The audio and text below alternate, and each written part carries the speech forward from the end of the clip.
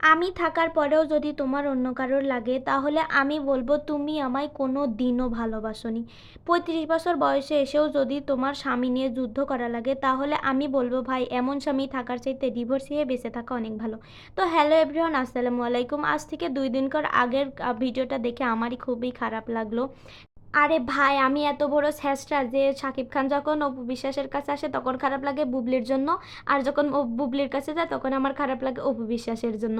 কিন্তু ভাই পার্সোনালি এদের দুইজনার একজনের ভিডিও আমি তেমন একটা দেখি নে, কিন্তু এই ঘটনার পরে আমার অপু বিশ্বাসের জন্য খুবই খারাপ লেগেছে। আমরা মেয়েরা যার একবার ভালোবাসি তার কথা ছাড়া কিনা অন্য ছেলের কথা কল্পনাই করতে পারি না। আর এ কীভাবে দুইটো মানে একসাথে চালাচ্ছে, দুই বউকে সমানভাবে ভালোবেসে যাচ্ছে। এই ঘটনাটা দেখার পরে যখনই ভাবছি যে এরকম যদি আমাদের সাথে হতো তাইলে আমাদের কেমন হতো, তখনই বুকের ভিতরে কেমন জানি একটা করে উঠছে।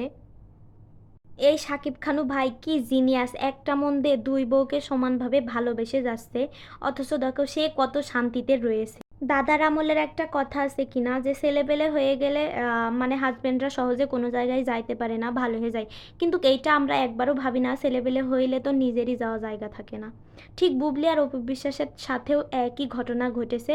আর এইদিকে মাঝখান থেকে শাকিব খানের কোনো প্যারাই নেই, সে সিলমুড়ি বেড়াছে।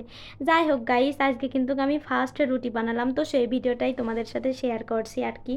তো আমার এদের কথা ভাবলেই কেমন যেন লাগছিল, এই কথা ভাবতে ভাবতে আমি ভিডিওটা করছিলাম।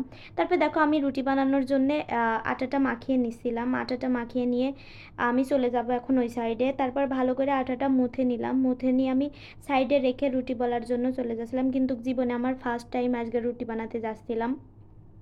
এই যে রুটি বানাচ্ছি আমি একাই দাঁড়িয়ে দাঁড়িয়ে, আর দেখো আমার দুই আন্ডা বাস্তা এখানের রুটির আটা ওরা খাচ্ছে। এমন কোনো জিনিস নেই যে ওরা খায় না, যে দিলে যাই হোক একটু হলেও খেতে থাকে।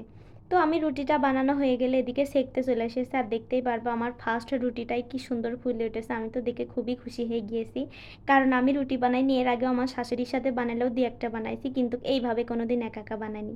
তারপর এই যে আমার রুটি বানানো হয়ে গেছে। তো আজকের মতন এই পর্যন্ত, সবাই ভালো থাকবেন অবশ্যই।